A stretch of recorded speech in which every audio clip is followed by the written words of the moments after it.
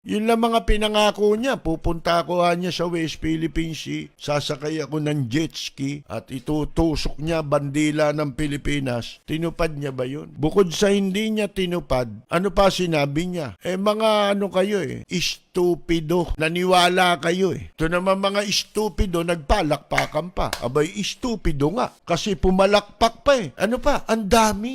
Mga OFW, 2 years, hindi na kayo pupunta sa ibang bansa. Lintik ang bunganga niya sa kasinungalingan. Wala pang lumabas na totoo sa bibig ni Duterte, mga kaibigan Kayo niya dito na, marami ng trabaho. Ni sa Pogo, hindi kinuha Ni sa Pogo, hindi pinapasok mga Pilipino. Ang mga nagtrabaho, pati dun sa mga katiting na proyektong ginawa, yung tulay dyan sa Mandaluyong, Makati, Sino nagtrabaho nung tulay? Mga inchik din. Dapat dito yung mga Pilipino para may trabaho.